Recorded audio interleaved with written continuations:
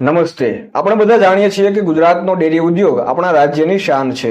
પરંતુ આજે આ જ ડેરી ઉદ્યોગમાં એક મોટો વિવાદ ચર્ચામાં છે. સાબર ડેરી અને પશુપાલકો વચ્ચે ચાલી રહેલો તણાવ શું છે? શા માટે હજારો પશુપાલકો રસ્તા પર ઉતરી આવ્યા? ચાલો આજે આ વિવાદને સરળ શબ્દોમાં સમજીએ. વિવાદને સમજતા પહેલા આપણે સાબર ડેરી વિશે થોડું જાણી લઈએ. સાબર ડેરી ગુજરાતના સાબરકાંઠા જિલ્લાના હિંમતનગરમાં આવેલી એક મહત્વની કોઓપરેટિવ ડેરી છે, જે અમૂલના 3 સ્તરીય મોડેલનો એક ભાગ છે.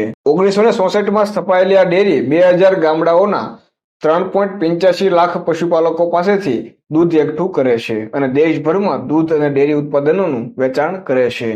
પરંતુ આજે આ જ સાબર ડેરી વિવાદના વંટોળમાં છે અને હજારો પશુપાલકો તેમની સામે રસ્તા પર ઉતર્યા છે. આ વિવાદનું કેન્દ્ર છે દૂધના ભાવફેર એટલે કે બોનસ. ગયા વર્ષે સાબર ડેરીએ પશુપાલકોને ₹602 કરોડનું બોનસ આપ્યું, જેનાથી દૂધના ભાવમાં 17% વધારો થયો. પરંતુ આ વર્ષે બોનસ ઘટીને 500 કરોડ થયું અને ભાવમાં માત્ર 9.7% વધારો થયો. પશુપાલકોનું કહેવું છે કે આ ઓછો વધારો તેમના વધતા ખર્ચને સરભર નથી કરી શકતો. પશુઓનો ચારો, પશુઓની સંભાળ અને ફુગાવાને કારણે પશુપાલકોનો ખર્ચ વધ્યો છે.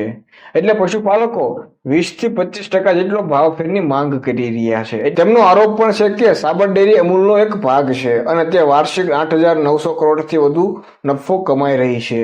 પરંતુ આ નફો પશુપાલકો સુધી પહોંચતો નથી. આ ભાવફેરના વધારાની માંગની સાથે 14 જુલાઈ 2025ના રોજ હજારો પશુપાલકો હિંમતનગર ખાતે સાબર ડેરીની બહાર એકઠા થયા અને આ શાંતિપૂર્ણ વિરોધ આક્રમક બન્યો, જેમાં ડેરીની સંપત્તિને નુકસાન થયું અને પોલીસે લાઠીચાર્જ અને ટીયર ગેસનો ઉપયોગ કરવો પડ્યો, જેમાં 3 લોકો ઘાયલ થયા. એક પશુપાલક વિરોધ બાદ ઘરે જતી વખતે મૃત્યુ પામ્યા, જેનાથી તણાવ વધ્યો. આ વિરોધ પ્રદર્શનને લઈને પૂર્વ ધારાસભ્ય જશુ પટેલ સહિત 74 લોકોના વિરુદ્ધમાં નામજોગ અને 1000 ટોળા સામે FIR નોંધવામાં આવી છે અને 47 વ્યક્તિની અટકાયત પણ કરવામાં આવી છે.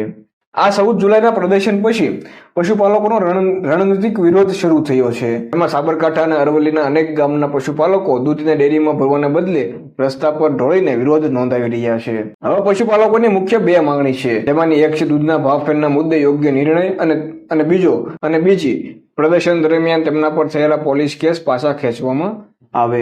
આ મામલે સાબર ડેરીનું કહેવું છે કે હાલનું બોનસ વચગાળાનું બોનસ છે અને નાણાકીય વર્ષનું ઓડિટ પૂર્ણ થયા બાદ અંતિમ બોનસ નક્કી થશે. પરંતુ પશુપાલકો આ જવાબથી સંતુષ્ટ નથી અને વધુ પારદર્શિતાની માંગ કરી રહ્યા છે.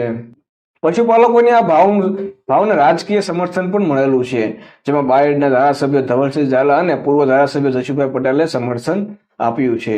પરંતુ છેલ્લે સવાલ થાય છે કે સાબર ડેરી અને પશુપાલકો વચ્ચેનો વિવાદ માત્ર ભાવફેરનો નથી, પરંતુ તે ગુજરાતના ડેરી ઉદ્યોગની પારદર્શિતા અને પશુપાલકોની આજીવિકાનો પ્રશ્ન છે. આ મુદ્દે વાતચીત અને સહકારથી પશુપાલકોના હિતમાં ઉકેલ લાવવો જરૂરી છે. આના વિશે તમારું શું માનવું છે તે અમને કમેન્ટ કરીને જરૂર જણાવજો. દેશ અને દુનિયાની તમામ ઘટનાને સરળ શબ્દોમાં સમજવા માટે અમને સબસ્ક્રાઇબ કરવાનું ભૂલશો નહીં.